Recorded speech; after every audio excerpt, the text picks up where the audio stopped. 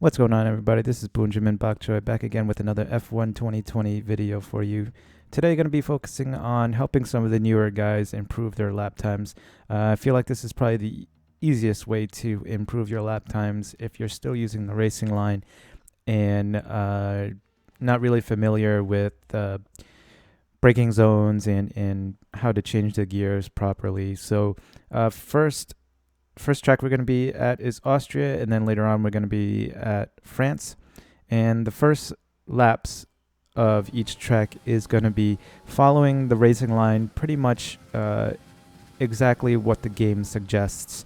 So hitting the brakes as soon as the red starts to show on the racing line, and using the gears that the manual transmission with suggested gears suggests for you. So basically, the racing line is just a very safe way to get around the track with a decent time, and not wear your tires out too much, and not cause you to be too risky going into corners. But the thing is, it's too conservative, and what I'm seeing in a lot of videos online from guys that still use the racing line, and against guys that I'm racing against in online lobbies and stuff, it appears that they're just braking way too early, and they're probably going by the racing line and just stopping or hitting the brakes as soon as the orange and red sections show up. So you definitely can push further with the braking zones than what the game suggests, and what I'm also seeing is when they're going into the corner and hitting the apex of the corner, there's a lot of green on the racing line, and you want to avoid that because that just pretty much means you're scrubbing off way too much speed. So the second lap here I'll attempt to show you what I mean. You want the racing line to be as yellow as possible, and you don't want to see any green on it. Obviously, on corner exit, it's pretty much going to be flat out. So the racing line on the exit's going to be green, but going into the corner and on the apex up here, like this turn one here, no green on the racing line. You want to keep as much speed as you can, and that's probably one of the biggest mistakes that I see is guys braking too early or braking too hard, and just not taking enough speed into the corner. So you can probably get away with pushing an extra 10 or 15 meters past where the red starts on the racing line.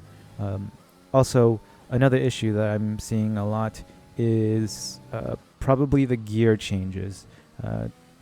In time trials, you can probably get away with staying one gear above what the game recommends.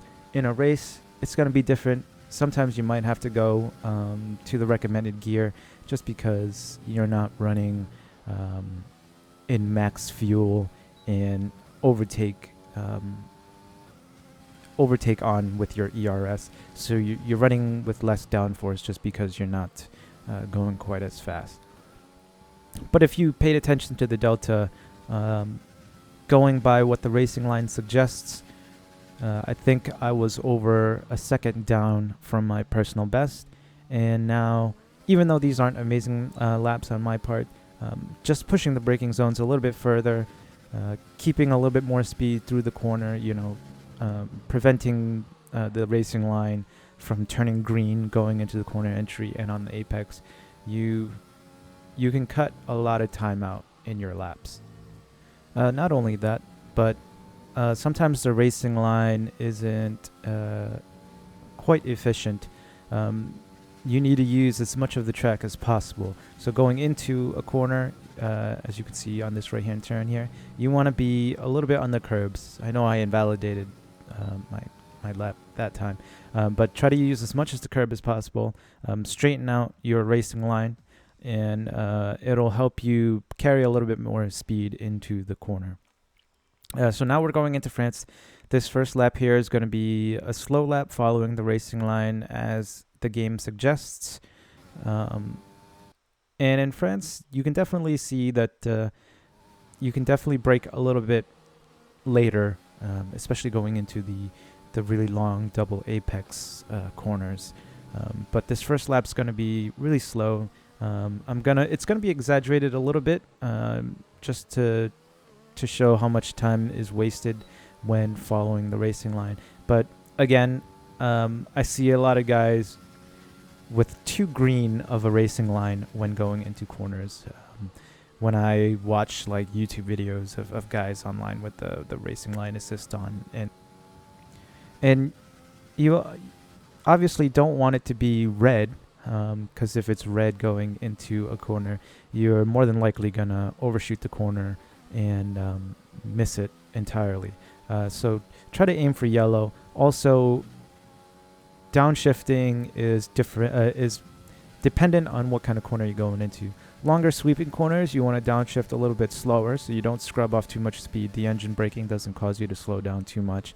But when you're like, say, turn 1 at Coda in USA, you want to brake as late as possible and downshift really fast.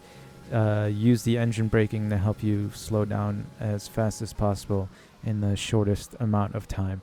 But on this right-hand turn here in France, you want to downshift a little bit slower. You don't want the engine braking to slow down the car too much, just because you're not going any lower than 4th or 5th gear, and then it's flat out after that, right before the next turn. So downshifting is dependent on what kind of corner you're going into. And trust me, I know it probably doesn't seem like you're saving that much time, but a 10th here or there at every corner can add up to a second or 2 seconds a lap.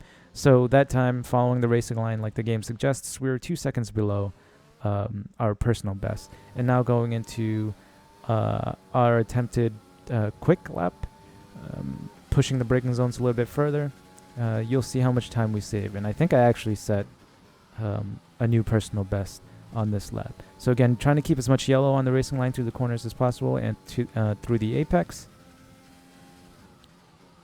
This time we did downshift to the recommended gears, but sometimes it just helps for better rotation through the some of the slower and mid corners, and other times you can get away with staying in a higher gear.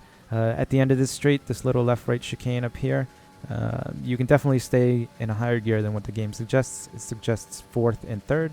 I'd stay in 5th and then downshift to 3rd.